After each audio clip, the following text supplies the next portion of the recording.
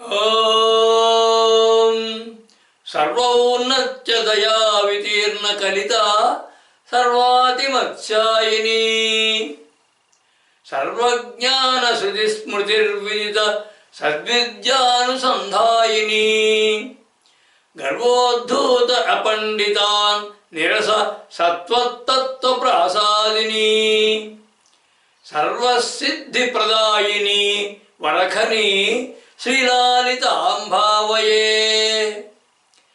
జీవ హృదయాలయ భక్తి భావాన్మయ జ్ఞాన సారాహ్వయ యోగ సిద్ధాలయ అయిన సర్వరాగాలయకి శతసహస్ర వందనాలు.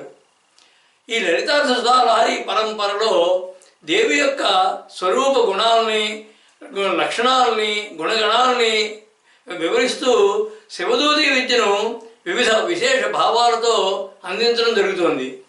శివునికి ప్రియమైనది, శివునిపై ప్రీతి కలది శివప్రియ శివపర అనేది. శివుడే పరమ లక్ష్యమైనది, శిష్టులైన వారంటే ఇష్టమైనది, శిష్టులచే ఇష్టపడేది, విశిష్టులైనటువంటి శిష్టుల చేత పూజింపబడేది, ఏ ప్రమాణాలకు అందనిది అప్రమేయ, అన్ని కొలతలకి అతీతమైనది, స్వయంగా ప్రకాశించగలిగినటువంటి తేజస్సు కలిది, మనస్సు వాక్కులకు అందనిది, ఇంద్రియముల చేత తెలియబడినది, మనోవాచామగోచర అన్నటువంటి విస్తృతమైన లక్షణాలతోటి దేవిని దర్శింపజేశాయి క్రింద నామాలు. యతో వాచో నివర్తంతే అప్రాప్య మనసా సహా అన్నటువంటి తైత్రీయోపనిషత్తు వాక్య భావానికి పొందికగా అందంగా పొందుపరిచినటువంటి మనోవాచామగోచర అన్నటువంటి కింద నామం. విశ్వ సృష్టి క్రమాన్ని నాద సృష్టి క్రమాన్ని కూడా అన్వయించి చూస్తే ఆ నామం యొక్క భావ విశేషం అర్థమయ్యి ఆనందం కలిగిస్తుంది. జ్ఞానం ద్వారా మాత్రమే దేవి యొక్క స్వరూప స్వభావాలను దర్శించడం తెలుసుకోవడం సాధ్యమైనటువంటి ధ్వని కూడా వినిపిస్తుంది ఆ నామంలో. అంతటా వ్యాపించినటువంటి పరతత్వం కనిపించగా అనిపించకపోవడం అనేటువంటి భావంలో ఇంద్రియాల యొక్క అసక్తత, ధ్యాన ఆవశ్యకత, జ్ఞాన ఆసక్తత పరోక్షంగా చెప్పింది ఆ నామం. అలా అగోచరంగా ఉన్నటువంటి దేవి యొక్క తత్వం ఏ ఏ విధాల శక్తి స్వరూపాలుగా సృష్టి అంతటా వ్యాపించి ఉన్నదో వివరిస్తున్నాయి తర్వాత వచ్చినటువంటి కొన్ని నామాలు. వాటిలో మొదటిది చిచ్చక్తి అనేది. ఈ చిచ్చక్తి అంటే జీవానికి చేతనత్వానికి చిహ్నమైనటువంటి చైతన్య శక్తి అని అర్థం. దీని యొక్క భావార్థ శ్లోకం చైతన్యాకృత సర్వదేహ నిలయ ప్రజ్ఞా ప్రభావాత్మక విజ్ఞానాన్విత జీవ భావన మనోవాగర్ధ శక్త్యాత్మక ఆనందామృత హర్ష వర్ష పరమాత్మారూప నిత్యాత్మక చిచ్చక్తి అఖిలాండ కోటి జనని సిడ్నీపురి శారదా అని. అంటే చైతన్యాకృత సర్వదేహ నిలయ ప్రజ్ఞా ప్రభావాత్మక అన్నారు. అంటే చైతన్య రూపంగా అన్ని దేహాల్లోనూ ఉండి ప్రజ్ఞగా ప్రభావితం చేసేది, జీవుల్లో విజ్ఞాన రూపంగా విజ్ఞానాన్విత జీవ భావన మనోవాగార్థ శక్త్యాత్మక అన్నారు. అంటే జీవుల్లో విజ్ఞాన రూపంగా మనస్సు వాక్కు అర్థముల యొక్క శక్తిగా ప్రకాశించేది, అలాగే నిత్యంగా ఆనందమయంగా సంతోషభరితమైనటువంటి పరమాత్మ రూపంగా వెలసిల్లుతూ అన్ని బ్రహ్మాండాలకు తల్లిగా కీర్తించబడేటువంటి చైతన్య శక్తి స్వరూపిణైనటువంటి ఈశ్వరి అని. ఇక చిత్ అంటే చైతన్యము, కదలిక, తెలివి కలిగి ఉండడం, శక్తి కలిగి ఉండడం అని అర్థాలు. ఆ శక్తి కదలికగా, జ్ఞానంగా, బలంగా వివిధ రూపాల్లో ఉండొచ్చును. అన్నింటా ఉన్నటువంటి ఆ చైతన్య శక్తి దేవి అని దీని యొక్క అర్థం. అంటే సామాన్య జీవుల నుంచి, జడ పదార్థాల నుంచి విశ్వంగా కనిపించేటువంటి బ్రహ్మాండాలన్నింటిలోనూ కూడా ఉన్నటువంటి శక్తి దేవి అని. దానినే విద్యామాయ అని కూడా అనవచ్చును. ఆ మాయాస్వరూపిణియే చిచ్చక్తి అంటే. ఇక సంక్షేప శారీరకమైనటువంటి అనే గ్రంథంలో చిచ్చక్తి పరమేశ్వరస్య విమలా చైతన్యం ఏవోచ్యతే అంటుంది. అంటే చిచ్చక్తి పరమేశ్వరస్య విమలా చైతన్యం ఏవోచ్యతే అంటే పరమేశ్వరుని యొక్క నిర్మలమైన చైతన్యమే చిచ్చక్తి అనబడుతుంది అని. అంటే ఈశ్వర చైతన్యమే చిచ్చక్తి అంటే. ఇక శ్వేతాసుధరోపనిషత్తులో ద్వే అక్షరే పరబ్రహ్మపరే అనంతే విద్యా విద్యే నిహితే యత్ర గూఢే క్షరంతో విద్య హ్యపుదంతు విద్య విద్య విద్య ఈసదే యస్తు సోన్య అంటుంది. అంటే అజ్ఞానాన్ని పోగొట్టే సామర్థ్యం కలది విద్య అని. 2 అక్షరములు కలదు అది. అంటే విద్యా విద్యలు కూడా అవి బ్రహ్మపరాలు, గూఢంగా రహస్యంగా ఉంటాయి. అవి అవిద్య క్షరము నశించిపోతుంది, విద్య అమృతము నిత్యంగా ఉండేది. ఈ రెంటిని పాలించేవాడు అన్యుడు. సోన్య అన్నారు కదా, అంటే అన్యుడు, పాలించేవాడు అన్యుడు. అన్యుడు అంటే పరబ్రహ్మం అని అర్థం, బ్రహ్మరూపిణి అనేటువంటి పరమేశ్వరి అని. అవిద్యను నివారించే రూపము సామర్థ్యము కలిగి చైతన్యం అనేటువంటి పర్యాయపదం కలది చిచ్చక్తి అని. అంటే అవిద్యను విద్య ద్వారా తొలగించేటువంటి శక్తి, అదే చిచ్చక్తి అని భావం. పరబ్రహ్మ సంకల్పం అనేటువంటి చైతన్యం నుంచి ఉద్భవించినటువంటి చిచ్చక్తి అగ్ని రూపంగా ముందు దృశ్యమవుతుంది. ఈ అగ్ని అన్నీ సృష్టించగలదు, భక్షించగలదు. అందుకే చిరకినకుండ సంభూత అనే నామం మొట్టమొదటి వచ్చింది కదా. ఆ నామంలో చిత్ అంటే ఆ చిత్ అనేటువంటి అగ్నిగుండం నుంచి ఉద్భవించింది దేవి అని. ఆ చిత్ అంటే చైతన్యం అనే అగ్నిగుండం నుంచి ఉద్భవించింది. ఈ చిచ్చక్తియే అఖండమైనటువంటి బ్రహ్మం నుంచి 6 ఆకాశాలను సృష్టించింది. ఇదివరకు చెప్పుకున్నట్టుగా పరాకాశము, అవ్యక్తాకాశము, మహదాకాశము, అహంకారాకాశము, తన్మాత్రాకాశము, భూతాకాశం అని ఈ 6 ఆకాశాలను సృష్టించింది. ఆ 6వ ఆకాశమైనటువంటి భూతాకాశంలో పంచభూతాత్మకమైన సృష్టి చేసింది. ఇవన్నీ చేసింది ఆ మూలశక్తి అనేటువంటి ఆ చిచ్చక్తే. ఈ జీవుల దేహాల్లో అంతర్గతంగా ఉన్న పరమాత్మయే చిచ్చక్తి.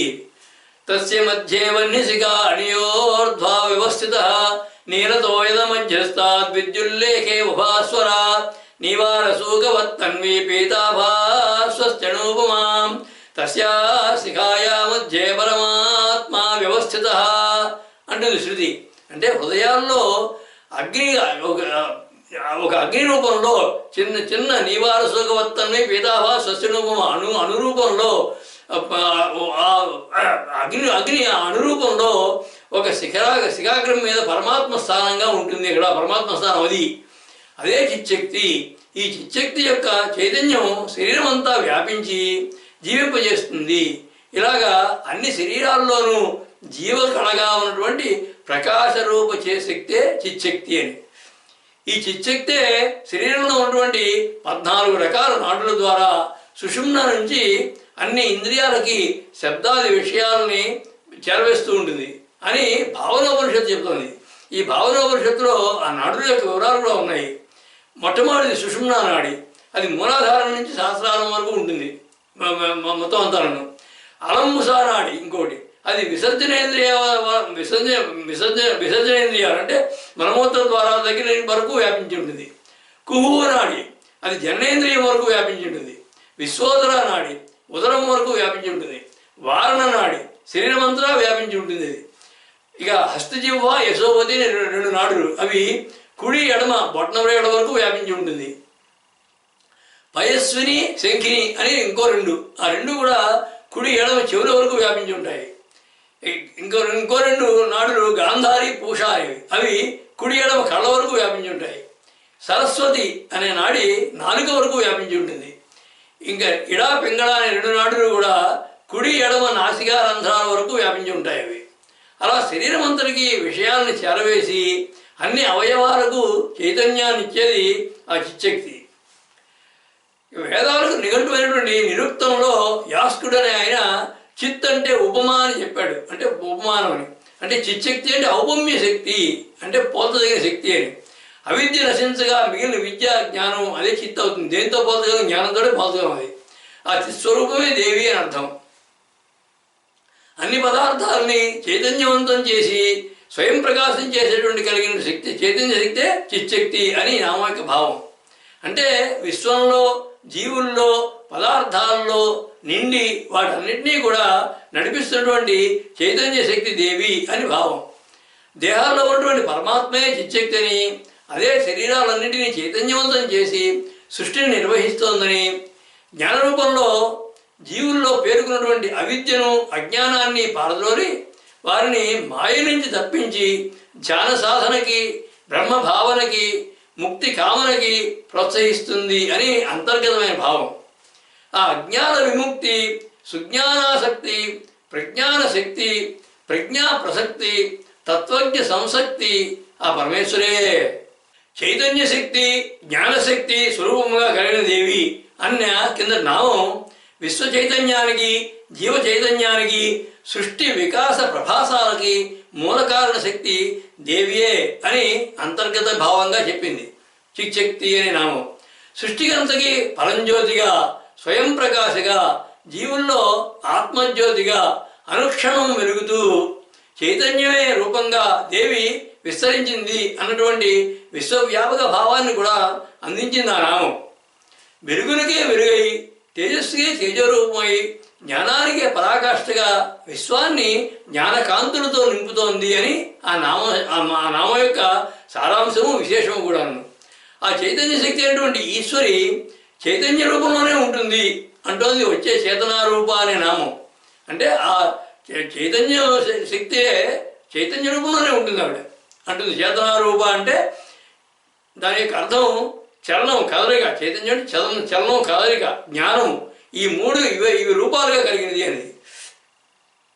దీని యొక్క ధ్యాన భావార్థ శ్లోకం చూస్తే చిచ్చక్త్యస్య సుధర్మ సద్గుణ కళారూపాన్ సదా చేతనాన్ సదాఖ్యాది కళాధివాసనుత సాహస్రార సమ్యక్సితాన్ జాగృస్వప్న సుషుప్త్యవస్థరహిత చైతన్య రూపాయుధ సర్వజ్ఞాన ప్రమాణధీర సగుణ సిడ్నీపురీ శారదాని. అంటే చిచ్చక్త్యస్య సుధర్మ సద్గుణ కళారూపాన్ సదా చేతనాన్ అన్నారు. అంటే చిచ్చక్తి యొక్క ధర్మాలు గుణాలతో మూర్తిభవించినటువంటి చైతన్య శక్తిగా సాదాఖ్య వంటి కళలతో కూడిన శక్తిగా సహస్రార పద్మంలో సాదాఖ్యాది కళాధివాసనుత సహస్రార సమ్యక్సితాన్ సహస్రార పద్మంలో చక్కగా స్థిరంగా ఉండి జాగ్రత్త స్వప్న సుషుప్తి వంటి అవస్థలు లేనిదై చైతన్య స్వరూపంతో సర్వజ్ఞానాలకు ప్రమాణం అనదగినటువంటి గుణాలతో శోభిల్లేటువంటి ఈశ్వరి అని. చిచ్చక్తి అంటే ఇంతవరకు చెప్పుకున్నట్టుగా చైతన్య శక్తి జ్ఞానశక్తి అవి కనుక ఒక రూపం దాల్చితే అదే చేతనా రూపం, అదే దేవి యొక్క రూపం అని అర్థం. అంటే దేవి సంపూర్ణ జ్ఞాన చైతన్య శక్తి స్వరూపము అని ఈ నామం యొక్క అర్థం. చైతన్య రూపాశక్తి అంటుంది గౌడపాది స్తోత్రం. అంటే చిచ్చక్తి యొక్క సామర్థ్య శక్తియే చేతనా రూప. అంటే చైతన్య రూప శక్తి శక్తి ఎటువంటిదంటే చైతన్య రూపంలో ఉండేది. అంటే చిచ్చక్తి యొక్క సమర్థ శక్తియే చేతనా రూప సామర్థ్య శక్తి. అది దేవి భాగవతంలో మొట్టమొదటి శ్లోకంలోనే అంటారు సర్వ చైతన్య రూపాం తామాద్యాం విద్యాంచ ధీమహి బుద్ధిం యాన ప్రచోదయాత్ అని ఉంటుంది. ఇది ఏదో గాయత్రీ మంత్రంలాగా కనబడుతుంది. అంటే దీని అర్థం అన్ని చైతన్యాలకి ఆద్యమైనటువంటి విద్యాస్వరూపిణిని ప్రార్థిస్తున్నాము అని అర్థం. ఇది 3 చరణాలను గాయత్రీ మంత్రం లాంటిది. అంటే మత్స్యపురాణంలో భాగవతానికి లక్షణం చెబుతూ గాయత్రితో ప్రారంభింపబడినదే భాగవతం అని చెప్పింది. అంటే దేవి భాగవతం గాయత్రి ఛందస్సుతో ప్రారంభమైంది కాబట్టి అది భాగవతం అని. అలాగా చైతన్యాలన్నింటికీ ఆద్యమైనటువంటిది మొదటిదైనటువంటి చేతనారూపమే దేవి అని. ఈ చిచ్చక్తి యొక్క ధర్మం చైతన్యం. అదే సాదాక్షి కళ, చిత్కళ, ధ్రువకళ, ఆత్మకళ, పరమాకళ అనబడతాయి. ఇది సహస్రారం నుంచి శరీరమంతా కూడా వ్యాపించి ఉంటుంది. అన్ని అవస్థలలోనూ ఉంటూ ఆ అవస్థలతో సంబంధం లేకుండా ఉండేటటువంటి చైతన్య రూపం దేవి అని దీని యొక్క భావం.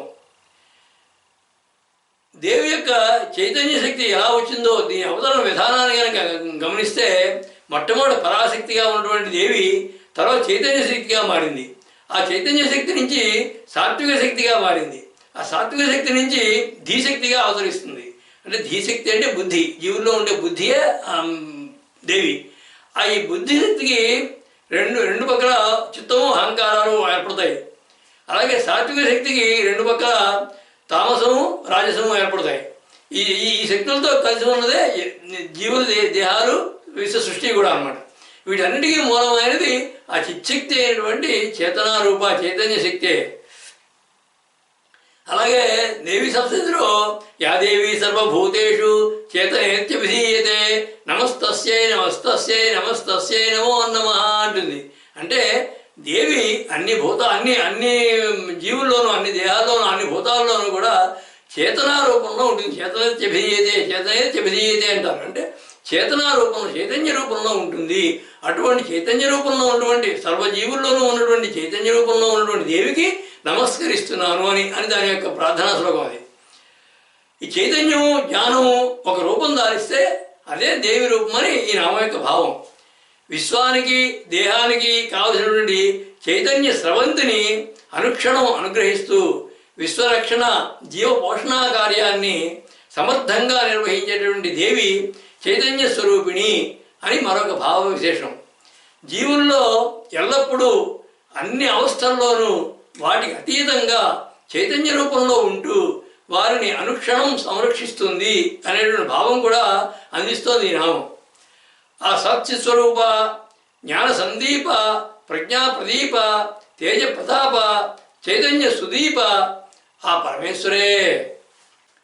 చైతన్య శక్తి, ఆ శక్తి రూపము కూడా దేవే అనేటువంటి కింద రెండు నామాలు ఈశ్వర సంకల్పం నుంచి బయటికి వచ్చినటువంటి మాయాస్వరూపంగా, విశ్వసృష్టి చైతన్యంగా, గ్రహతారకాల యొక్క చలన చైతన్యంగా, అంటే నక్షత్రాలు గ్రహాలు వాటి యొక్క చలనాల మూలంగా చైతన్యంగా, జీవప్రాణ చైతన్యంగా సృష్టి అంతా విస్తరించినటువంటి శక్తి స్వరూపిణి దేవి అనేటువంటి విస్తృతమైన భావాన్ని అందించాయి ఆ నామాలు.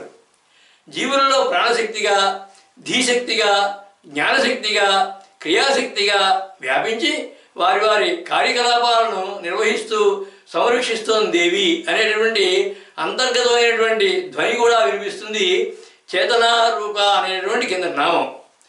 ఆ నామంలో జీవుల్లోని చాలనశక్తిగా మాత్రమే కాకుండా సృష్టిలో ఉన్నటువంటి జడ పదార్థాలలో కూడా తన శక్తిని విస్తరించింది దేవి అంటున్నాయి వచ్చేటటువంటి రెండు నామాలను. అందులో మొదటిది జడశక్తి అనేది. ఈ జడశక్తి అంటే జడములందున్న శక్తి స్వరూపిణి, అంటే జడముగా ఉండినట్లు చేసే శక్తి స్వరూపిణి అని అర్థం.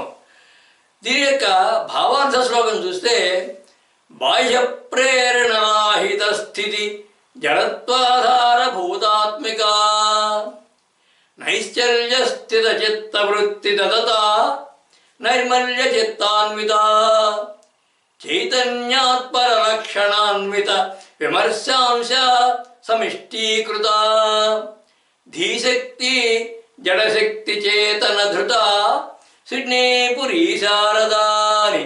అంటే బాహ్య ప్రేరణ రాహిత స్థితి జడత్వాధార భూతాత్మిక అన్నారు. అంటే బాహ్యమైన ప్రేరణ కారణము లేనటువంటి స్థితిలో, అంటే జడత్వంతో ఉన్నటువంటి వస్తు విషయాలకి శక్తినిచ్చేది, చిత్తానికి నిశ్చలమైనటువంటి స్థిరమైన స్థితిని కలిగజేసేది. నైశ్చల్య స్థిత చిత్త వృత్తి దతత నైర్మల్య చిత్తాన్విత అన్నారు. నిర్మలంగా ఉంచేది.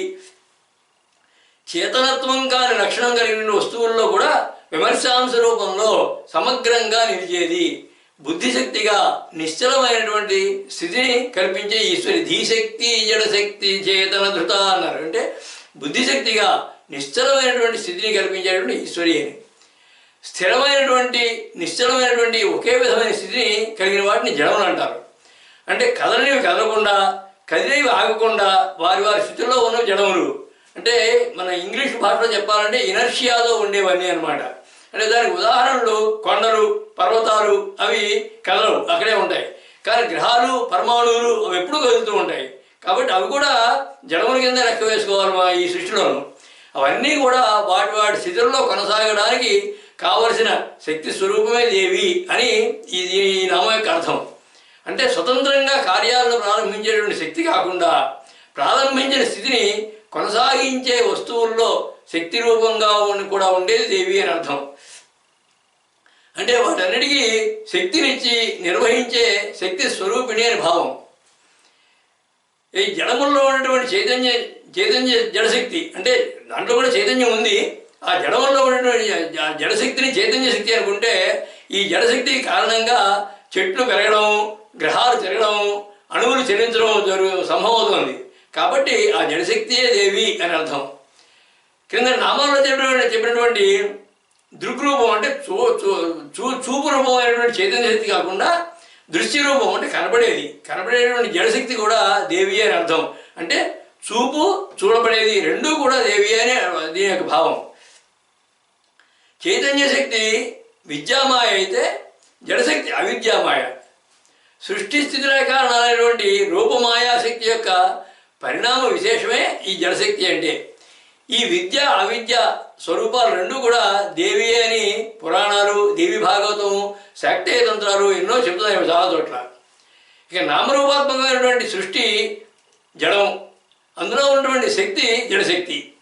అంటే జీవుల్లో ఉన్నటువంటి ప్రాణశక్తి చైతన్య శక్తి, ఈ రెండు శక్తులు సృష్టి స్థితికి అవసరాలు కూడా. అంటే సృష్టికి కావాలి, స్థితికి కావాలి. అవి ఒకదానికి ఆలంబనాలు, ఒకదానికి సహకారాలు కూడా. అంటే జడశక్తి చైతన్య శక్తి రెండూ కూడా సృష్టి మనుగడకి అవసరం. కాబట్టి ఆ రెండు కూడా ఒకటి ఆధారం చేసుకుని సృష్టిని నడిపిస్తున్నాయి అని అర్థం. సృష్టికి ముందు చూసుకుంటే ఆ పరబ్రహ్మ ఈశ్వర తత్వం కూడా జడమే. అది కూడా అది ఎక్కడ కదలది. అది కూడా మహామాయా స్వరూపమైనటువంటి ఈశ్వర శక్తియే జడశక్తి. అంటే ఆ జడశక్తియే ఈ దేవి కూడా అన్వయించి దేవి కూడా ఈశ్వరతత్వమే అని చెబుతోంది అనమాట. విష్ణు పురాణంలో అయితే శక్తయ సర్వభావానాం అచింత్య జ్ఞానగోచరా శతసో బ్రహ్మణస్తాస్తు సర్గాద్య భావశక్తయ భవంతి తపసాం శ్రేష్ఠ పావకస్య యదోష్ణత నిమిత్తమాత్రమేవాసౌ సృజ్యానాం సర్గకర్మణి ప్రధాన కారణీభూత యతో వై సృజ్య శక్తయ నిమిత్తమాత్రముఖ్యైక్యం నాణ్యత్ కించిదపేక్షతే నియతే తపసాం శ్రేష్ఠ స్వశక్త్యా వస్తుతాం అని ఉంది. అంటే ఈ యొక్క భావం అన్ని భావాలకు కూడా శక్తులు ఉంటాయి. సర్వభూత శక్తులు కూడా జ్ఞానంతో మాత్రమే తెలియబడతాయి. సృష్టిలో ఉన్నటువంటి శక్తులు అన్నీ కూడా బ్రహ్మశక్తులే. అగ్నిని వేడి ఏ విధంగా ఆవరించి ఉంటుందో అలాగే సృష్ట్యాది శక్తులు కూడా బ్రహ్మను ఆవరించి ఉంటాయి.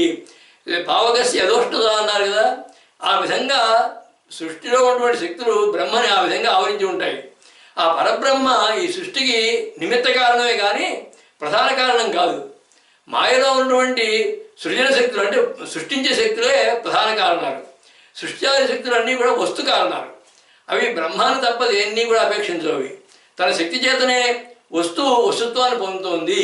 అంతేగాని బ్రహ్మ కారణం కాదు, భగవంతుడి కారణం కాదు అని చెబుతోంది విష్ణు పురాణం.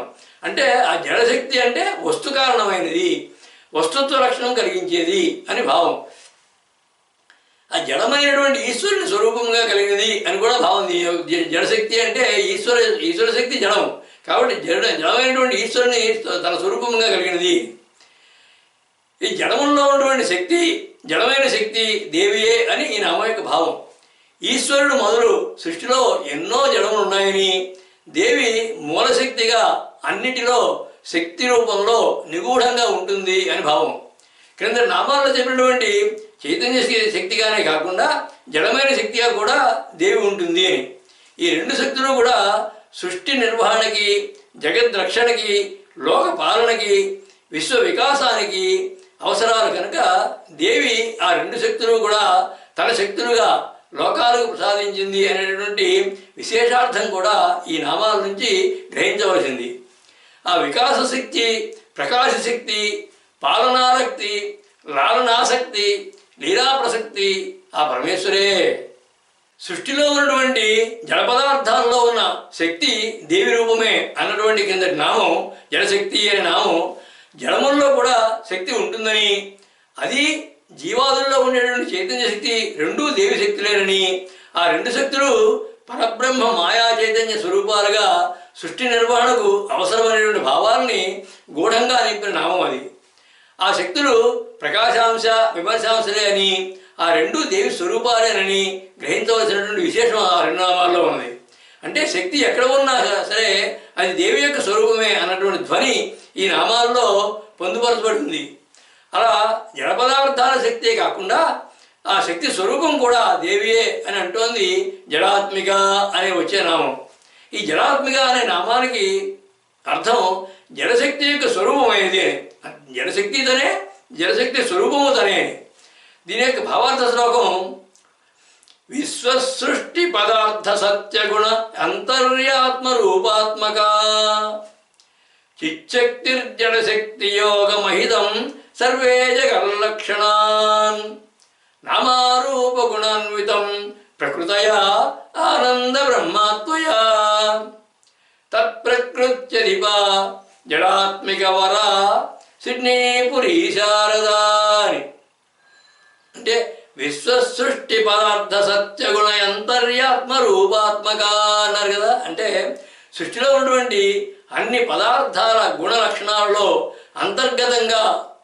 అంతర్గతమైన రూపంగా ఉంటూ చైతన్య శక్తి జడశక్తుల యొక్క సంయోగమే జగత్తులో ఉన్నటువంటి అన్నిటి లక్షణాలుగా రూపొందించి ప్రకృతిలో జడత్వ లక్షణాలైనటువంటి నామారూప గుణాన్వితం ప్రకృతయ ఆనంద బ్రహ్మాత్మయ అన్నారంటే ప్రకృతిలో జడత్వ లక్షణాలైనటువంటి నామరూపాలైనటువంటి గుణాలు తన స్వరూపంగా కలిగి ఆ ప్రకృతికి అధినేత్రిగా బ్రహ్మానందాన్ని పొందుతూ జడశక్తి స్వరూపమైనటువంటి ఈశ్వరి. సృష్టికి లక్షణాలైనటువంటి 5 లక్షణాలు ఇదివరకు మనం చెప్పుకున్నాం. ఆ 5 లక్షణాలు అస్థి భాతి ప్రియం నామం రూపం అని. ఈ 5 కూడా ప్రకృతి గుణాలైనటువంటి చివరి 2 రూపాలు అంటే నామరూపాలు కలవి జడములు కనుక ఆ సృష్టిలో ఉన్నటువంటి అన్ని నామరూపాలు తన స్వరూపంగా కలదేవి అని అర్థం. చైతన్య శక్తి జడశక్తుల సంయోగమే సృష్టికి పరిపూర్ణత్వాన్ని కలిగిస్తుంది. ఈ 2 కూడా ఒకదానికొకటి పరిపూరకాలుగా సహాయకారులుగా అనుకోవచ్చును. ఆ 2 శక్తుల స్వరూపము కూడా దేవియే అని భావం. ఆ 2 శక్తుల స్వరూపమే జడాత్మిక అనేటువంటి నామానికి భావం. దేవి జడాత్మికంగా అంటే స్థావరాల్లో జంగమాల్లో జడాల్లో కూడా ఆత్మరూపంలో ఉంటుంది అని భావం. అంటే మాయారూపమైనది. జడము అంటే దృశ్యం, కంటికి కనిపించే దృశ్యం, అది జడం. అంటే దృశ్యమైనవి ఆత్మగా రూపంగా కలిగినది. అంటే ఉదాహరణ తీసుకుంటే మనం ఒక విద్యుత్ తీగ తీసుకుంటే ఆ విద్యుత్ తీగలో విద్యుత్ తీగ జడం, దాంట్లో ప్రవహించే విద్యుత్ చైతన్యం. కాబట్టి ఆ 2 యొక్క సమాహారమే విద్యుత్తు ఈ చివరికి వస్తూ ఉంటుంది. అంటే నామరూపాత్మకమైనటువంటి ప్రకృతి అంతా జడమే, అది విమర్శాంశ. అందులో ఉన్నటువంటి ప్రాణ చైతన్యమే ప్రకాశాంశ. ఆ విమర్శాంశ రూపమైనటువంటి విమర్శ రూపిణి జడాత్మిక అని అర్థం. ఇక శృతి ఏమంటుందంటే సత్యం చానృతంచ సత్యము భవత అంటుంది. అంటే నిత్యమైన సత్యము అసత్యమైనటువంటి నామరూపాత్మక జడము 2 సత్యాలే. అలా సత్యము 2 రూపాలుగా ఉన్నది అని అర్థం. అంటే అసత్యమైన జడ ప్రకృతి భ్రమ అనుకుంటే భ్రమకు ఒక ఆస్పదం, ఒక మూలం ఉండాలి కదా. ఆ అఖండాకారమైనటువంటి బ్రహ్మలో ద్వైత భావన అంటే 2 ఉన్నాయి, నేను తన సృష్టి అనేటువంటి భావన భ్రమగా కలిగి సృష్టి ఏర్పడింది కనుక భ్రమాస్పదము 2 కూడా బ్రహ్మస్వరూపాలే కనుక జడాత్మిక అంటే బ్రహ్మరూపం కలది అని అర్థం. ఇక సర్వం కర్మిదం బ్రహ్మ అంటుంది శృతి. అంటే అంతా బ్రహ్మమే కనుక జడాత్మిక అంటే బ్రహ్మరూప అని అర్థం. జడముల యొక్క ఆత్మరూపమైనది, జడముల మూలస్వరూపమైనది దేవి అని ఈ నామం యొక్క భావం. జడశక్తిగా సృష్టిలో అన్ని వస్తు విషయాల్లో ఉండి జడములను కూడా వాటి పరిధుల్లో తగినట్లుగా చైతన్యవంతం చేసేటువంటి శక్తిగా వాటిలో అంతరాంతరంగా వ్యాపించిన దేవి అని విశేష భావం ఇందులో ఉన్నది. అంటే మాయాశక్తిగా అన్నిటా విస్తరించి ఉంటుంది కనుక నామరూపాత్మక ప్రకృతిలో జడరూపంగా జడములలో ఆత్మరూపంగా ప్రకాశిస్తోంది దేవి అని దేవి యొక్క విశ్వవ్యాపకత్వాన్ని విస్తృతమైనటువంటి శక్తి తత్వాన్ని వివరించడం జరిగింది ఈ నామంలో. ఆ సర్వవ్యాపక సత్వరూపక సత్యపాలక సర్వపోషక సర్వభావక ఆ పరమేశ్వరే. జడశక్తిగా జడములన్నింటిలోనూ అంతర్గతమైనటువంటి ఆత్మరూపంలో ఉన్నది దేవి అనేటువంటి కింద నామం దేవి చైతన్య స్వరూపిణే కాకుండా జడస్వరూపిణి కూడా అనే అర్థంతో ఆ సృష్టిలో ఉన్న అన్నిటి యందు తాను ఉన్నానని అన్నీ తన స్వరూపంగా కలది అనేటువంటి అంతర్గత భావాన్ని కూడా తెలుపుతోంది. చైతన్య శక్తి జడశక్తి, చైతన్య రూపం జడరూపం అంటే శక్తి రూపం కూడా తానే అయి సృష్టి అంతటా నిండి ఉన్నది అని దేవి యొక్క విశ్వవ్యాపకత్వాన్ని సర్వమయత్వాన్ని శక్తి తత్వాన్ని ప్రదర్శింపజేశాయి ఆ నామాలు. సర్వశక్తి సమన్వయమైనటువంటి దేవతామయమైనటువంటి స్వరూపంగా సర్వోన్నత మహామంత్రాధిదేవతగా దేవిని వర్ణిస్తున్నాయి రానున్నటువంటి కొన్ని నామాలు. అందులో మొదటిది గాయత్రి అనే నామం. ఈ గాయత్రి అనే నామానికి అర్థం గాయత్రి మంత్రస్వరూపిణి అని. దీని యొక్క భావార్థ శ్లోకం సర్వోత్కృష్ట మహత్వమంత్రయధిప తేజోమయా దేవత స్థూల సూక్ష్మక శక్తి సంయుత మహామంత్రాధిరూపాత్మక గాయంతాం ఇది త్రాయతే బుధజనాన్ మంత్రస్వశక్త్యాత్మక గాయత్రీ ద్విజపూజిత సురనుత సిడ్నీపురీ శారదా. అంటే సర్వోత్కృష్ట మహత్వ మంత్రం అది అధిపాతేయోమయా దైవత అన్నారు. అంటే అన్నిటికన్నా ఉన్నతమైనటువంటి మహత్వం కలిగినటువంటి మంత్రానికి అధిపతిగా, తేజస్సుతో కూడినటువంటి దేవతగా, స్థూల సూక్ష్మక శక్తి సంయుత మహామంత్రాధి రూపాత్మక అంటే స్థూలము సూక్ష్మమైనటువంటి శక్తితో నిండినటువంటి మహామంత్ర స్వరూపమై గానం చేసేవారిని రక్షించేటటువంటి మహత్వం కలిగినటువంటి మంత్రశక్తి తన యొక్క శక్తిగా గాయంతాం ఇది త్రాయతే బుధజనాన్ మంత్రస్వ శక్త్యాత్మక అన్నారంటే గానం చేసేవారిని రక్షించే మహత్వం కలిగినటువంటి మంత్రశక్తి తన యొక్క శక్తిగా ద్విజుల చేత పూజింపబడుతూ ధ్యానించబడేటువంటి గాయత్రి అనే పేరు కలిగినటువంటి ఈశ్వరి. ఈ గాయత్రి అంటే గాయంతాం త్రాయతే యస్మాత్ గాయత్రి తేన గచ్చత అని గాయత్రి కల్పంలోను భరద్వాజ స్మృతిలోనూ చెప్పారు. అంటే గానం చేసేవారిని రక్షించేది గాయత్రి అని అర్థం. మరణాత్ త్రాయతే ఇది మంత్ర అని కూడా ఒక నిర్వచనం ఉంది. అంటే మంత్రం అంటే మరణం చేసేవారిని రక్షించేది అని. అంటే మరణము గానము చేసేవారిని రక్షించేది గాయత్రి అని భావం. అంటే కోరిన కోరికలన్నింటినీ తీర్చి ఇష్టసుఖాలను ఇచ్చి ధ్యాన యోగ విధానాల ద్వారా బ్రహ్మజ్ఞానాన్ని కలిగించి పరబ్రహ్మను పొందించినది అని భావం. ఆ గాయత్రి స్వరూపమైనదే దేవి అని ఈ నామం యొక్క అర్థం. ఐతరే బ్రాహ్మణంలో ప్రాణావై గయా తాం త్రాతయే తస్మాత్ గాయత్రి అని గయాన్ త్రాయతి ఇది గాయత్రి అని చెప్పబడింది. అంటే గయలు అంటే ప్రాణాలని అర్థం. ప్రాణాలను రక్షించినది కావున గాయత్రి. ఇదే భావం బృహదారణ్యకోపనిషత్తులో కూడా తద్యత్ ప్రాణాన్ త్రాయతే తద్ గాయత్రి అని చెప్పబడింది. అంటే ఏ ప్రాణాలను ఏదైతే రక్షిస్తుందో అది గాయత్రి అనబడుతుంది. ఈ గాయత్రి మంత్రాన్ని ఉదయం, మధ్యాహ్నం, సాయం సంధ్య సమయాల్లో గాయత్రి, సావిత్రి, సరస్వతి రూపాల్లో ధ్యానిస్తారు. ప్రాణాలను రక్షిస్తుంది కనుక గాయత్రి. సవిత్రు ద్యోతనాథ్ శైవ సావిత్రి పరికీర్తిత అంటే ప్రపంచానికి ప్రకాశాన్ని ఇస్తుంది కాబట్టి సావిత్రి.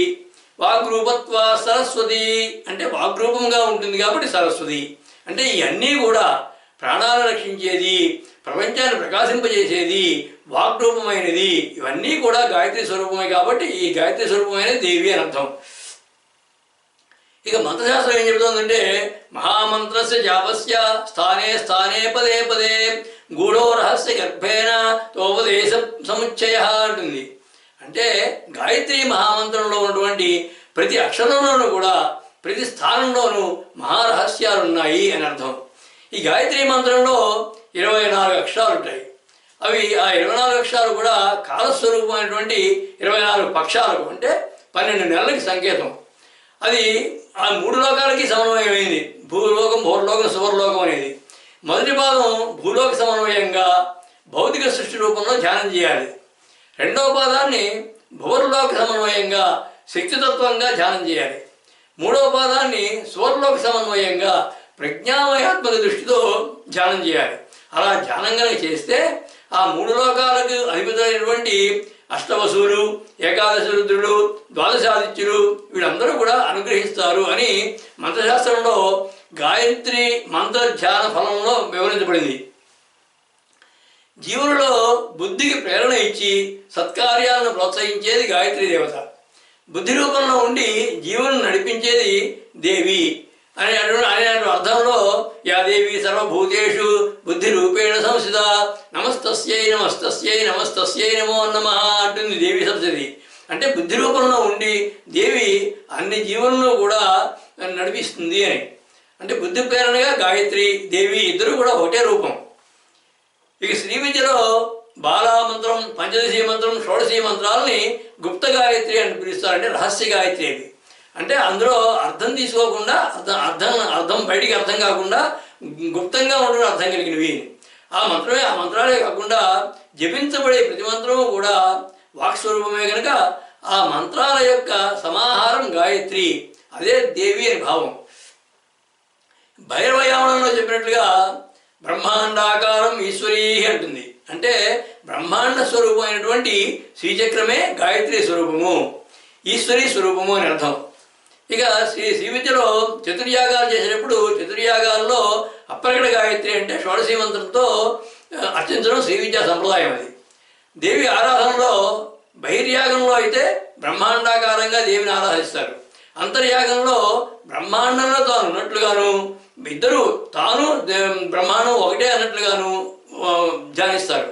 రహోయాగంలో బ్రహ్మాండం అంతా ఒకటే జ్యోతి స్వరూపంగా అనే భావంతో ప్రాణజ్యోతిగా, ఆ తర్వాత జీవజ్యోతిగా, ఆ తర్వాత ఆత్మజ్యోతిగా, చిత్కళాజ్యోతిగా అర్చిస్తారు. ఇక మహాయాగంలోకి వెళితే చివరిలో ఉన్న దాంట్లో ఇక అర్చన అంటూ ఏమీ లేదు, అంతా నిష్క్రియమైనటువంటి ధ్యానమే ఉంటుంది. ఆ విధంగా 4 యాగాల్లోనూ కూడా శ్రీ విద్యా ప్రకారం షోడశీ మంత్రాన్ని ధ్యానం చేస్తారు అని చెప్పడం. ఇక ప్రకట గాయత్రి అంటే మామూలు మనకు తెలిసిన గాయత్రి మంత్రం. పంచదశీ మంత్రం అప్రకట గాయత్రి అంటారు. ఈ 2 మంత్రాలు కూడా ఒకే అర్థాన్ని ఇస్తాయని చెప్పి కనుక ఈ 2 ఒక్కటే అనేటటువంటి భావాన్ని భాస్కర్ రాయల వారు ఇంకా ఇతర వ్యాఖ్యానకర్తలు కూడా నిర్ధారించారు. అసలు ఈ గాయత్రి మంత్రానికి మేము ఎందుకు జపం చేస్తున్నాము, దీని యొక్క అర్థం భావం తీసుకుంటే ఎంతో అద్భుతంగా ఉంటుంది. ఈ యొక్క గాయత్రి మంత్రం ఓం భూర్భువస్సువః తత్సవితుర్వరేణ్యం భర్గో దేవస్య ధీమహి ధియో యో న ప్రచోదయాత్ అని కదా. అందులో అర్థం ఒక్కొక్క అక్షరానికి అర్థం తీసుకుంటే మనం చూస్తే ఓం అంటే బ్రహ్మ, భూ అంటే ప్రణవస్వరూపము, భువ అంటే దుఃఖనాశనము, స్వహ అంటే సుఖస్వరూపము, తత్ అంటే ఆ, సవితు అంటే తేజస్సుతో ప్రకాశించేది, దేవస్య దేవుని యొక్క, వరేణ్యం శ్రేష్టమైన గొప్పదైన, భర్గ అంటే పాపనాశనమైనటువంటి తేజస్సును, ధీమహి ధ్యానింతును, యహ ఏదైతే నహ మా యొక్క ధియ బుద్ధుల్ని ప్రచోదయాత్ ప్రేరేపించునో ఆ తేజస్సుని ధ్యానిస్తున్నాను అని అర్థం. అంటే సృష్టి స్థితి లయకర్త అయినటువంటి సచ్చిదానంద స్వరూపుడైనటువంటి ఈశ్వరుని యొక్క తేజస్సుని ధ్యానిస్తున్నాము. ఆ బ్రహ్మతేజము మా బుద్ధులను విశేషముగా ప్రేరేపించి వికసింపజేయుగాక అని పూర్తి అర్థం. ఇక పంచదశి మంత్రానికి గాయత్రి మంత్రానికి కూడా అన్వయం చూస్తే అందులో పంచదశి మంత్రంలో ప్రథమ కూటం వాగ్భవకూటం ఉంది కదా, అది కయేన హ్రీం అనేది. అందులో బీజాక్షరాలు చూస్తే క అంటే బ్రహ్మ, ఇందాక మనం చెప్పుకున్న దాంట్లో ఓం భూర్భువస్సువ అనేది బ్రహ్మకి, ఏ అంటే శ్రేష్టమైన అంటే సవితుర్వరేణ్యం అని గాయత్రిలో, ఈ అంటే భగవద్బుద్ధి అంటే భర్గో దేవస్య ధీ అని అర్థం, లా అనేది పృథ్వీవీయం అంటే మహి అని అర్థం, హ్రీం అంటే బుద్ధిని ప్రేరేపించేటటువంటి తేజస్సును ధ్యానిస్తున్నాను అంటే ధియో యో న ప్రచోదయాత్ అని. అలాగా ఈ 2 మహామంత్రాల భావం కూడా సమన్వయం అవుతోందని చెప్పి ఉపాసకులు ఇతర భక్తులు కూడా నిర్ధారించి చెప్పారు దాని గురించి. ఇక దేవి భాగవతంలో 12వ స్కంధంలో గాయత్రి మంత్ర వివరణ చెప్పబడింది. ఈ మంత్రానికి 24 మంది ఋషులని, 24 ఛందస్సులని, 24 మంది దేవతలని, 24 శక్తులని, 24 రంగులని, 24 వర్ణతత్వాలని, 24 వర్ణముద్రలని చెప్పబడ్డాయి. వాటిని ఒకసారి మనం ఇక్కడ మననం చేసుకుంటే ఆ 24 మంది ఋషులు వామదేవుడు, అత్రి, వశిష్ఠుడు, శుక్రుడు, కణ్వుడు, పరాశరుడు, విశ్వామిత్రుడు, కపిలుడు, శౌనకుడు, యాజ్ఞవల్క్యుడు, భరద్వాజుడు, జమదగ్ని, గౌతముడు, ముద్గరుడు, వ్యాసుడు, లోమసుడు, అగస్త్యుడు, కౌశికుడు, వత్సుడు, పులస్త్యుడు, మాండూకుడు, దూర్వాసుడు, నారదుడు, కశ్యపుడు. అలాగే 24 ఛందస్సులు చూస్తే గాయత్రి ఛందస్సులో గాయత్రి, ఉష్ణిక్, అనుష్టుప్, బృహతి, త్రిష్టుభ, పంక్తి, జగతి, అతిజగతి, శక్వరి, అతిశక్వరి, ధృతి, అతిధృతి, విరాట్, ప్రసార పంక్తి, కృతి, ప్రకృతి, ఆకృతి, వికృతి, సంకృతి, అక్షర పంక్తి, భూ, భువ, స్వహ, జ్యోతిష్మతి అని 24 ఛందస్సులు గాయత్రికి. అలాగే గాయత్రికి 24 మంది దేవతలు ఉన్నారు. ఆ 24 మంది దేవతలు ఎవరంటే అగ్ని, ప్రజాపతి, చంద్రుడు, ఈశానుడు, సవిత, ఆదిత్య, బృహస్పతి, మైత్రావరుణుడు, భగుడు, యముడు, గణేశుడు, త్వష్ట, పూష, ఇంద్రాగ్ని, వాయువు, వామదేవుడు, మైత్రావరుణుడు, వైశ్వదేవుడు, మాతృకలు, విష్ణువు, వసువు, రుద్రుడు, కుబేరుడు, అశ్విని కుమారుడు. ఇందులో మైత్రావరుణుడు 2 సార్లు చెప్పబడ్డారు కాబట్టి ఇద్దరు భిన్నమైన వారిద్దరు. ఈ 24 మంది దేవతలు కూడా యజ్ఞయాగాదుల్లో చాలా చోట్ల వీరి గురించి ప్రస్తావించడం జరుగుతూ ఉంటుంది ఆ మంత్రాల్లో. ఇక 24 శక్తులు చూస్తే వామదేవి, ప్రియ, సత్య, విశ్వభద్ర, విలాసిని, ప్రభావతి, జయ, శాంత, కాంత, దుర్గా, సరస్వతి, విద్రుమ, విశాలేశ, వ్యాపిని, విమల, తమోపహారిణి, సూక్ష్మ, విశ్వయోని, విజయ, వశ, పద్మాలయ, పరాశోభ, భద్ర, త్రిపదారి. ఇక 24 రంగులు ఉన్నాయి గాయత్రీ దేవతకి. ఆ 24 రంగులు సంపంగి పువ్వు రంగు, అవిసె పువ్వు రంగు, పగడము, స్ఫటికము, పద్మపుష్పము, బాలాదిత్య వర్ణము, శంఖాకుందేరు వర్ణము, వజ్రము, పద్మరాగము, ఇంద్రనీలము, ముత్యము, కుంకుమ రంగు, కాటుక రంగు, రక్తము, వైడూర్యము, తేనె రంగు, పసుపు, పాల మిశ్రణము, సూర్యకాంతి, చిలకతోక పచ్చ రంగు, శతపత్రము, కేతకీ పుష్పము, మల్లికా పుష్పము, కరవీరం అంటే గన్నేరు పువ్వు. వాటి యొక్క రంగులు గాయత్రీదేవికి అన్వయిస్తాయని. ఇక 24 వర్ణతత్వాలు ఉన్నాయి ఆవిడికి. 24 వర్ణతత్వాలు ఏంటంటే పంచభూతాలు, అలాగే పంచ జ్ఞానేంద్రియాలు, పంచ కర్మేంద్రియాలు, పంచ తన్మాత్రలు, ఇవన్నీ అంటే పృథివీ, నేల, నీరు, కాంతి, గాలి, ఆకాశము, గంధము, రసము, రూపము, స్పర్శము, శబ్దము, వాక్కు, పాణి, పాద, వాయువు, ఉపస్థ అనేవి. అలాగే ఘ్రాణము, జిహ్వ, చక్షువు, చర్మము, స్తోత్రము, ఇక పంచ ప్రాణాలు, ప్రాణము, అపానము, వ్యానము, ఉదానము, సమానము, ఇవన్నీ కలిపితే ఇవన్నీ కూడా ఆ గాయత్రీదేవికి వర్ణతత్వాలు అంటారు. అలాగే గాయత్రికి వర్ణముద్రలు ఉన్నాయి, 24 ఉన్నాయి. అవి సామాన్యంగా సంధ్యావందనం అందరం చెప్పుకుంటూ ఉంటాం.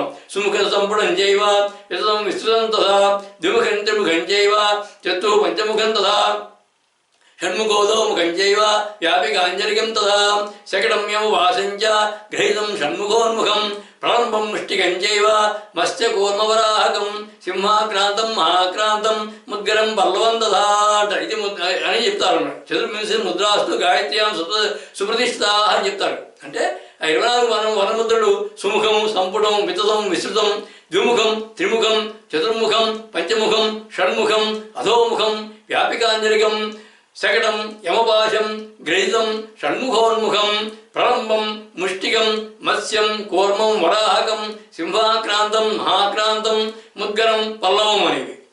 ఇక గాయత్రి మంత్రంలోని ఉన్నటువంటి అక్షరాలు ఒక్కొక్క అక్షరానికి ఒక్కొక్క అధిదేవతలు ఉన్నారని చెప్పి మరొక శాస్త్రం చెప్పింది.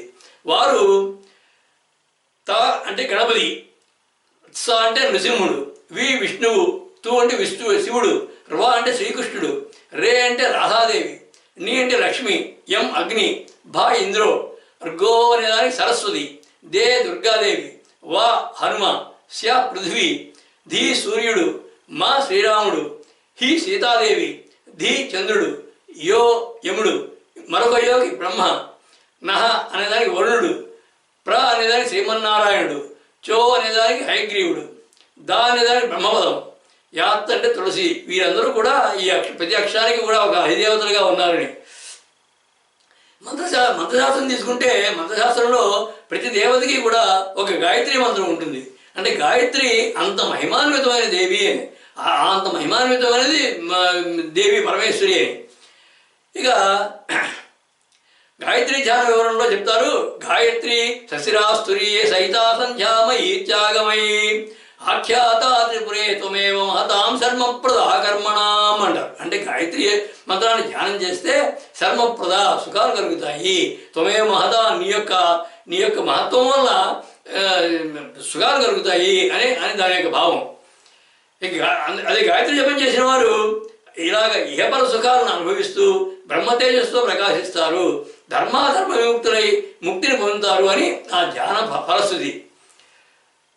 అలాగే శాస్త్రం ఏముంటుందంటే నగాయత్ర్య పరం మంత్రం నమాతు పరదైవతం అంటుంది. అంటే తల్లిని మించిన దైవం లేదు, గాయత్రిని మించిన మంత్రం లేదు అని అర్థం. అలాగే భగవంతుడు భగవద్గీతలో అంటాడు, గాయత్రీం ఛందసామహం అంటాడు, ఛందస్సులో గాయత్రిని నేను అంటాడు. అలాగే పూర్వపురాణంలోనూ దేవి స్తవాల్లో కూడా గాయత్రి ఛందస్సు దేవి యొక్క స్వరూపము అని చెప్పబడింది. ఈ గాయత్రి మంత్రాన్ని బ్రాహ్మణులకు గాయత్రి ఛందస్సులోను, క్షత్రియులకు బృహతి ఛందస్సులోను, వైశ్యులకు జగదీ ఛందస్సులోను ఉపదేశించబడుతూ ఉంటుంది. గాయత్రి అంత మహత్తరమైనటువంటిది, అంత మహత్తరమైనటువంటి గాయత్రి యొక్క స్వరూపమే దేవి అని అర్థం. అలాగే మహోత్కృష్టమైనటువంటి మంత్రరాజమైనటువంటి గాయత్రియే దేవి అని కూడా ఈ నామభావం.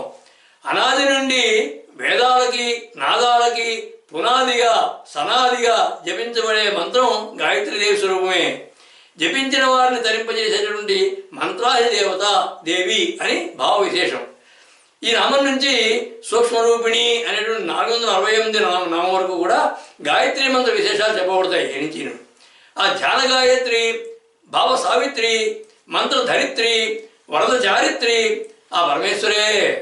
మహామంత్రమైనటువంటి గాయత్రి స్వరూపం దేవి అనేటువంటి కింద నామం ప్రకట గాయత్రిగా, గుప్త గాయత్రిగా ధ్యానించబడుతోంది.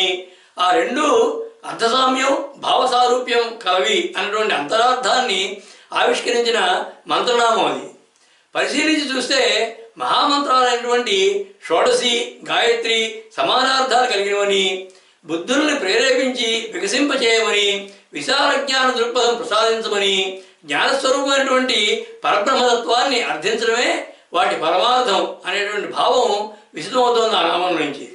సర్వోన్నతమైనటువంటి గాయత్రి మంత్రాధిదేవత అయిన దేవి ఏ విధంగా ఆ మంత్ర వైశిష్ట్యాన్ని వ్యాపింపచేస్తుందో చెబుతోంది తర్వాత నామం వ్యాహృతి అనే నామం.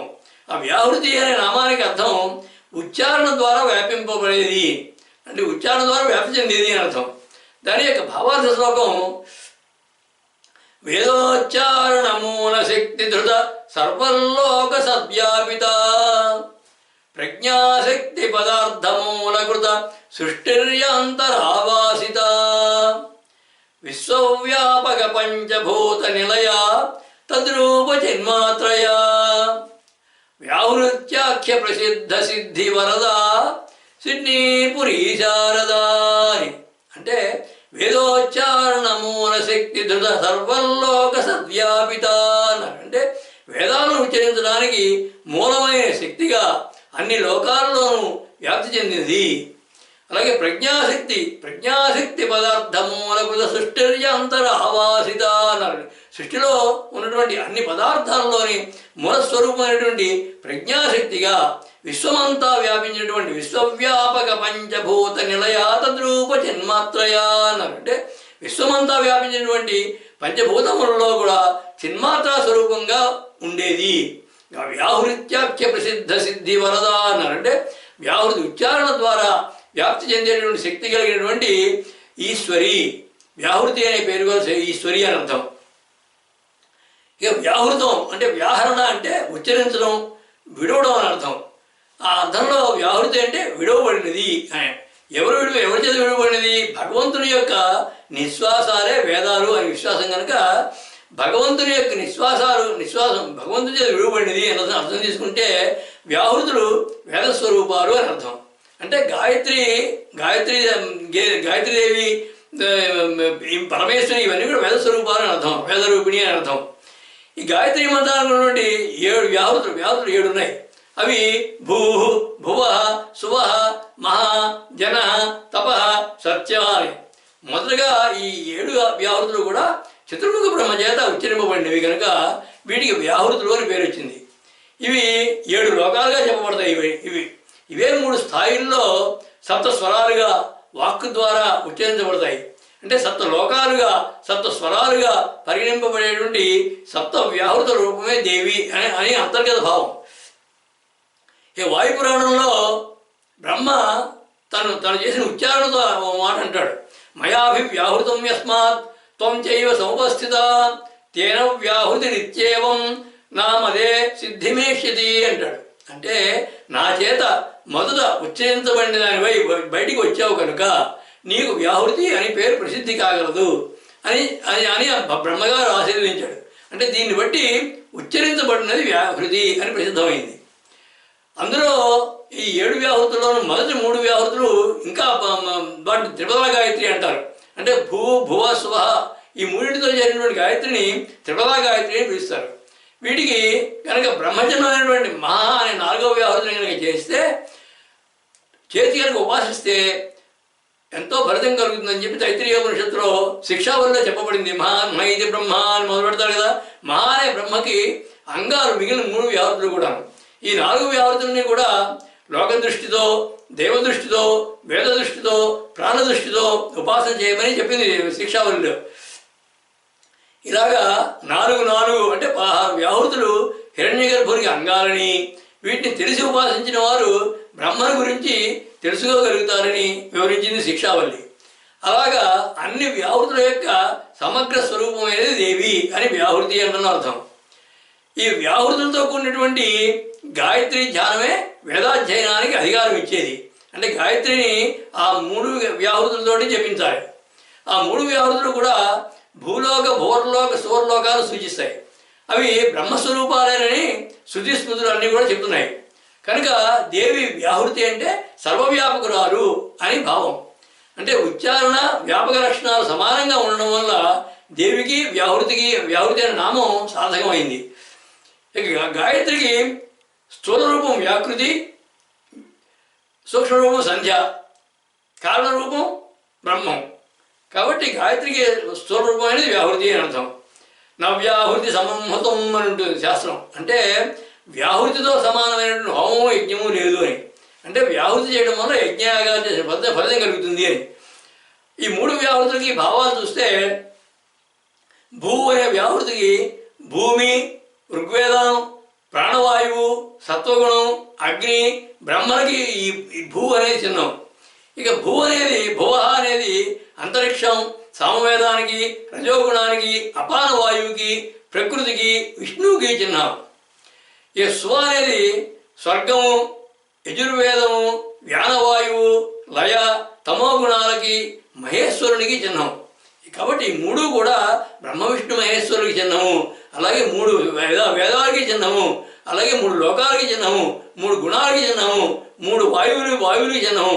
ఇలాగా ఈ 3 కూడా ఈ 3 వ్యాహృతులు ఎంతో అద్భుతమైనటువంటి మహామహిమాన్వితమైనటువంటివి. కాబట్టి ఈ 3 వ్యాహృతులతోటి కూడా గాయత్రి మంత్రాన్ని జపించవలసింది అని మంత్రశాస్త్రం చెబుతున్నది. ఇలాగా అన్ని వ్యాహృతుల స్వరూపమైన దేవి అని ఈ నామం యొక్క భావం. మంత్రం ఉచ్చారణ ద్వారా వ్యాపించే లక్షణం కలది కనుక అనేటువంటి అంతర్గత విశేష భావం కూడా గ్రహించదగ్గది ఇందులోను. మంత్రానికి, యాగానికి అనుసంధానమైనవిగా ఈ వ్యాహృతులు అటు ధ్యానానికి, కర్మకాండని కూడా సమన్వయపరిచేటువంటి శక్తులు. జ్ఞాన మార్గానికి వెలుగు చుక్కలివి. వాటి స్వరూపమే దేవి అని పరోక్షమైన భావం. ఆ జ్ఞాన భాస్వంతి, ప్రజ్ఞా భవంతి, అజ్ఞాన నిహంతి, మంత్రార్థ స్రవంతి, ఆనంద భవంతి ఆ పరమేశ్వరే. ఉచ్చారణతో వ్యాపించేది అనే అర్థంలో వ్యాహృతి అన్నటువంటి కింద నామం దేవి యొక్క మహామంత్రోచ్చారణలతో విశ్వమంతా వ్యాపిస్తుంది దేవి అనే భావాన్ని అందించింది. యజ్ఞయాగాదుల్లో, కర్మకాండంలో ఈ వ్యాహృతులు 3 లేక 7 అత్యంత ప్రధానమైనవి.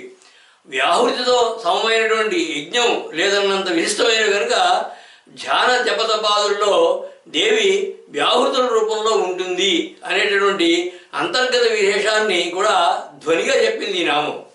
గాయత్రికి స్థూల రూపం వ్యాహృతి అని కూడా స్పష్టపరచబడింది అక్కడ. అంటే అలా స్పష్టంగా చేసింది. గాయత్రికి స్థూల రూపం వ్యాహృతి అని స్పష్టమైంది అక్కడ. అంటే గాయత్రిని స్థూల రూపాన్ని మించినటువంటి ఇంకా ఏ రూపాలతో ఉపాసించాలో తెలుపుతోంది సంధ్య అనేటువంటి తర్వాత నామం.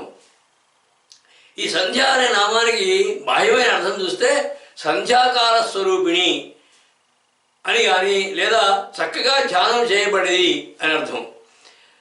దీని భావార్థ శ్లోకం అహోరాత్రియ మధ్యకాల నియతన్మంత్రే సదాధ్యాయతాన్ విజ్ఞానాన్ సంధ్యాన్విత శక్తి చేతన కృతాన్ జాయంతి యద్భూసురాన్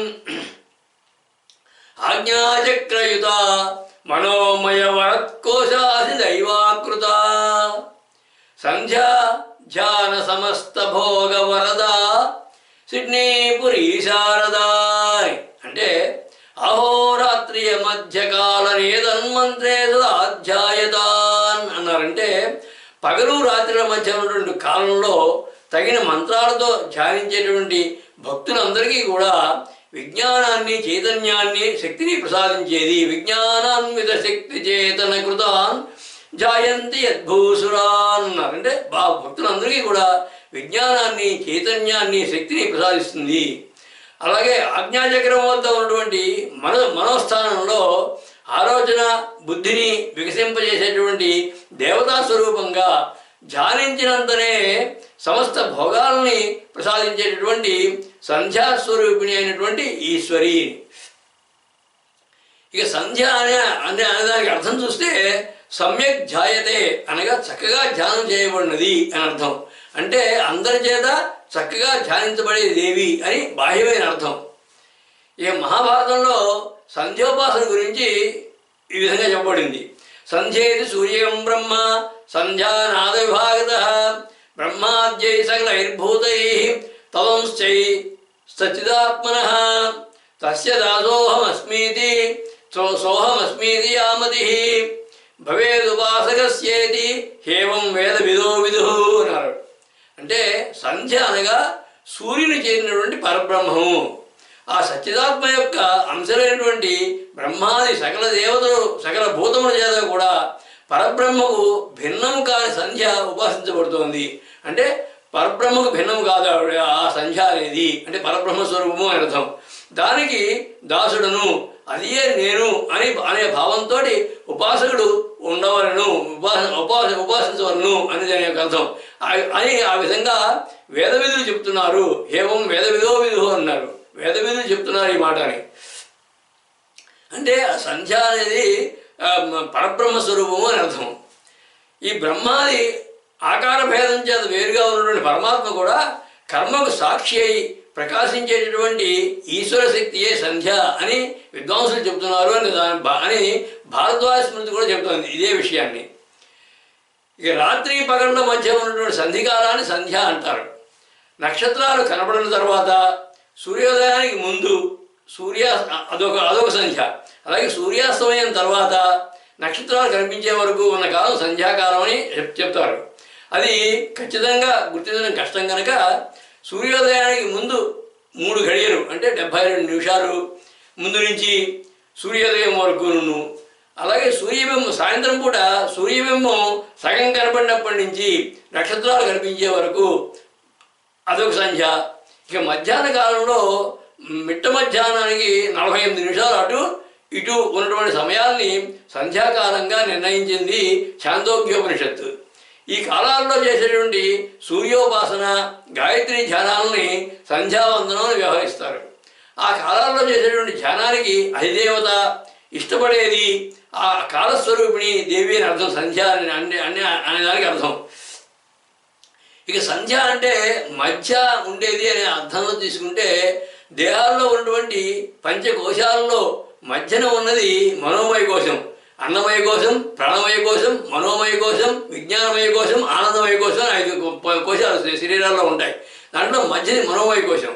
ఈ మనోమయ కోశం మనస్సుకి స్థానం, అది దేవి యొక్క స్వరూపం. తైత్తిరీయోపనిషత్తులో ఈ పంచకోశాలకి అవయవాల రూపాల్లో ఉన్నటువంటి విషయాల గురించి చెప్పబడింది, ప్రతి కోశానికి చెప్పబడింది. అందులో మనోమయ కోశాన్ని చెప్తూ తస్య యజరేవ శిరః ఋగ్ దక్షిణ పక్ష సామోత్తర పక్ష ఆదేశ ఆత్మా అసర్వాంగిరస పుచ్చం ప్రతిష్ఠ అని చెప్పబడింది. అంటే ఆ మనోమయ కోశానికి శిరస్సు యజుర్వేదం, దక్షిణ పార్శ్వం అంటే కుడి చెయ్యి కుడి భుజం ఋగ్వేదం, వామపార్శ్వం అంటే ఎడమ భుజం సామవేదం, ఆదేశ ఆత్మ అంటే ఆదేశం అంటే బ్రాహ్మణాలు ఆత్మ, ప్రతిష్టారూపమైన పుచ్చం అథర్వణ వేదం. అలా వేదాలన్నీ కూడా అంగాలుగా కలిగినటువంటి మనోమయ కోసం సంధ్యగా చెప్పింది శృతి. వేదస్వరూపుడైనటువంటి దేవి ఆ విధంగా సంధ్య అని అర్థం. ఇక దేహపరంలో యోగపరంగా చూస్తే ఇడానాడిలో మహాకాళిగా, పింగళానాడిలో మహాలక్ష్మిగా, సుషుమ్నా నాడిలో మహాసరస్వతిగా, ఏకవీరగా 3 రూపాలుగా ధ్యానించబడేటువంటి గాయత్రీ మాతయే సంధ్య అని కాళికా పురాణము, రేణుకా పురాణము కూడా చెప్తున్నాయి. ఈ 3 నాడు ఇడా, పింగళ, సుషుమ్నా నాడులో సంధిస్తాను భూమధ్యంలో ఉంటున్న ఆజ్ఞాచక్రం. అక్కడికి వచ్చిన తర్వాత ఆ 3 అక్కడ కలుస్తాయి. ఆ 3 ఆ తర్వాత సుషుమ్నా నాడు పైకి వెళ్ళిపోతుంది. ఆ 2 ఇక్కడ ఆగిపోతాయి. అదే మనస్సు సంధ్యాస్థానం కూడా. అక్కడ ఉన్నటువంటి మనసుని ఏకాగ్రతతో నిలిపి ధ్యానించడమే సంధ్య అంటే భావం. ఇక సంధ్య అంటే సంధికాలం అనుకుంటే జనన మరణాలకి మధ్య ఉన్న సంధికాలం అంటే మన జీవితకాలం. జీవితకాలంలో జీవునికి తోడుగా ఉండి రక్షిస్తుంది కనుక సంధ్య అని కూడా చెప్పుకోవచ్చును. ఇక సంధ్య అంటే సంధికాలం అనుకున్నాం కాబట్టి జీవుడు ఆలోచనలకు మధ్య ఉన్న సంధి అంటే ఆలోచనకి మధ్య ఉన్న సంధి, సంకల్పానికి మధ్య ఉన్న సంధి, ఉచ్ఛ్వాస నిశ్వాసాలకు మధ్య ఉన్న సంధి, అవస్థలకు మధ్య ఉన్న సంధి, ఇలా అన్ని కాలాల్లోనూ ఈ సంధులన్నింటిలోనూ కూడా మా జీవుని రక్షించే దేవి అని భావం. ఆ సంధి స్థితులను గమనించుకుని అక్కడ ధ్యానించేవారు యోగస్థితిని పొందుతారు అని యోగశాస్త్రం చెబుతోంది. ఇక యోగపరంగా చూస్తే ఇదివరకు చితి అనే నామం దగ్గర చెప్పుకోవడం జరిగింది. యోగపరంగా జాగృత అవస్థకి, సుషుప్త అవస్థకి మధ్యలో ఉన్నటువంటి తాత్కాలిక స్థితిని చితి అంటారు, లేదా సంధ్య అని కూడా అంటారు. ఆ స్థితి స్వరూపిణి దేవి. ఆ జాగృత, స్వప్న, సుషుప్తి, తురీయం అనే 4 అవస్థల్లోనూ కూడా ప్రతి 2 అవస్థలకి మధ్య ఒక 9 రిక్తకాలమైనటువంటి ఒక సంధ్య ఉంటుంది, సంధికాలం. ఈ 3 సంధ్యలు, అవి 4ంటికి 3 సంధ్యలు వస్తాయి కదా. ఈ 3 సంధ్యలే కాకుండా తురీయం నుంచి తురీయాతీతానికి మధ్యలో ఒక సంధ్య, సహస్రారంలో ఒక సంధ్య, మొత్తం 5 సంధ్యలు ఉంటాయి దేహంలో. వేదాలలో ఆరా సంధ్య ఉపాసీత అని చెప్పబడింది. అంటే ఈ సంధ్యలను ఉపాసించమని అర్థం. వేదాల్లో చెప్పింది ఈ సంధ్యలను ఉపాసించమని. ఇది అంతర్యాగ రహోయాగాల్లో కూడా మనోసాధన ద్వారా చేయవలసింది ఇవని. అంటే మనసుని అలా ఒక అవస్థ నుంచి ఇంకో అవస్థకి, జాగ్రత్త అవస్థ నుంచి స్వప్నావస్థకి, స్వప్నావస్థ నుంచి తురీయావస్థ, సుషుప్తావస్థకి, సుషుప్తావస్థ నుంచి తురీయావస్థకి, అలాగా ఈ అవస్థ నుంచి ఒక అవస్థ నుంచి మరొక అవస్థకు చేర్పిస్తూ ఆ సంధ్యలో ఉన్నటువంటి ఆ 2 అవస్థల లక్షణాలు కూడా కొద్దిగా ఉంటాయి ఆ సంధ్యాకాలంలో. ఆ సంధ్యల్ని ఆరాధించడం అంటే మనసును నిగ్రహిస్తూ ఆ అవస్థలను దాటుకుంటూ తురీయాతీత అవస్థను చేరడం అనేటువంటిది అర్థం. ఆ మనస్థితియే సంధ్య. గాయత్రి మహామాయా చైతన్య స్వరూపం అది. అలాగే తంత్ర విధానంలో చెప్పినట్టుగా చిన్నమస్త అనే ఒక దేవత ఉంది. ఆ దేవత జీవానికి మరణానికి కూడా అధిదేవతగా చెప్పబడింది. ఆ దేవతకి శిరస్సు ఉండదు, కానీ జీవం ఉంటుంది. అటువంటి వేదాల్లో చెప్పినటువంటి సంధ్యా దేవత కూడా ఈ చిన్నమస్తాని దేవతకి సమరూపంగా ఉంది కాబట్టి ఇది కూడా సంధ్య అని చెప్పుకోవచ్చు. తంత్రాల్లో ఈ చిన్నమస్తను సంధ్య అని చెప్తారు. అలాగే ఏకవర్ష భవేత్ సంధ్యే అని ఒక పురాణ శాస్త్రం అది, పురాణ గాథ అది. అంటే 1 సంవత్సరం వయసున్న బాలికని సంధ్య అని పేరు అని చెప్తారు అన్నమాట. అంటే ఆ బాలిక దేవి యొక్క స్వరూపము అని అర్థం. పురాణాల్లో ఒక కథ ఉంది. బ్రహ్మదేవుడు చక్కగా ధ్యానం చేస్తున్నప్పుడు ఆయన ధ్యానానికి ఆయన మనసులో నుంచి పుట్టింది కనుక బ్రహ్మ మానస పుత్రిక సంధ్య అని కాళికా పురాణంలోనూ భగవతీ పురాణంలోనూ ఉంది. అంటే బ్రహ్మదేవుని యొక్క మానస పుత్రిక సంధ్య, అంత పవిత్రమైనది అని అర్థం. సంధ్యాకాల స్వరూపిణి దేవి అని ఈ నామం యొక్క భావం. సృష్టిలో అన్ని సంధుల రూపము తానే అయ్యి సంధుల మధ్య చరించేటటువంటి జీవుల్ని సర్వదా రక్షించేది అని అంతర్గతమైన భావం. ఇక ఇడా, పింగళ, సుషుమ్నా నాడులో సంధి అయినటువంటి ఆజ్ఞాచక్రం మనోస్థానం కనుక, అది దేవి కనుక అక్కడ ఏకాగ్రతతో ధ్యానం చేయమని అనేటువంటి సందేశం కూడా ఈ నామంలో గోచరిస్తుంది. ఆ ధ్యానవాసిని, జ్ఞానదాయిని, కాలరూపిణి, తత్వభాసిని, సత్వశోభిని ఆ పరమేశ్వరే. సంధ్యాకాల రూపిణి దేవి అన్నటువంటి క్రింద నామం అంతకు మించిన విశేషాలను దాచింది. అందులో పగలు రాత్రి మధ్య ఉన్నటువంటి కాలం సంధ్య అని కాకుండా ఎక్కడెక్కడ ఉన్న సంధులు కూడా దేవి రూపాలేనని, ఆ సంధుల వద్ద దేవిని ఉపాసించమనేటువంటి అసలు అంతరార్థాన్ని దాంట్లో దాచుకుంది. ఆ సూర్యుల్లో ఉన్నటువంటి పరబ్రహ్మ స్వరూపమే సంధ్య అనేటువంటి వేదవాక్యం దేవిని పరబ్రహ్మ రూపిణి అని చెబుతోంది. త్రికాల సంధ్యల్లో గాయత్రి జపించబడుతుంది కనుక గాయత్రికి సూక్ష్మరూపం సంధ్య అని చెప్పుకోవచ్చును. దేవి గాయత్రి సంధ్యారూపాల్లో ఎవరి చేత ఉపాసించబడుతోందో చెబుతోంది వచ్చే నామం ద్విజబృంద నిషేవిత అనే నామం. ఈ ద్విజబృంద నిషేవిత అనే నామానికి అర్థం ద్విజుల చేత ఎల్లప్పుడూ సేవించబడేది. ద్విజులు అంటే 2 జన్మలు కలవాలని అర్థం.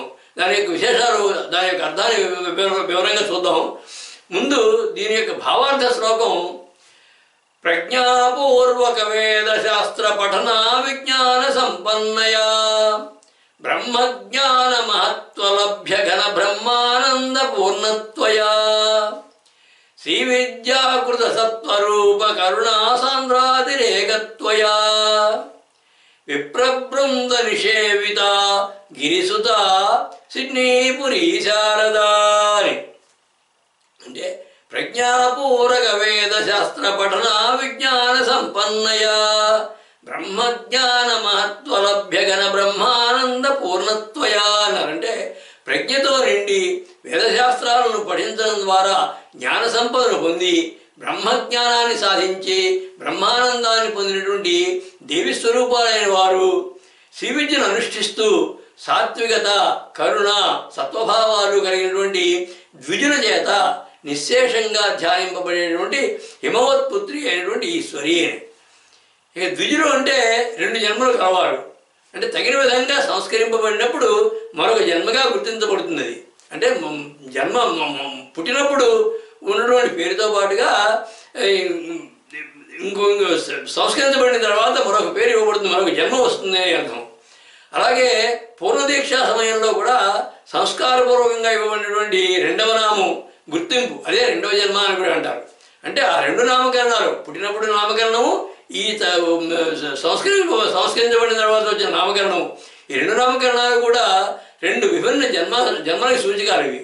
అందువలన పూర్ణదీక్షాపరులను కూడా ద్విజులు అంటారు.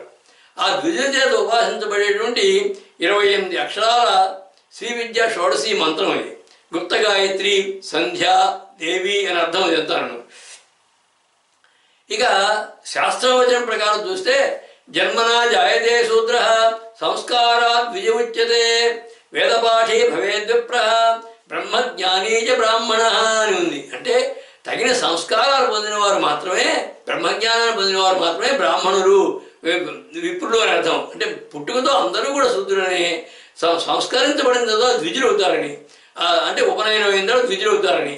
ఆ ద్విజులైనంత మాత్రం చేత ఉపయోగం లేదు. వేదపాఠి భవేద్ విప్ర, వేదం చదివినంత మాత్రం చేత వేదం చదివితేనే విప్రులు అవుతారు. కానీ అప్పుడు కూడా బ్రాహ్మణులు కారు వారు. బ్రహ్మజ్ఞానీ చ బ్రాహ్మణ అని అర్థం. అంటే బ్రహ్మజ్ఞానం పొందిన వారే బ్రాహ్మణులు అని అర్థం.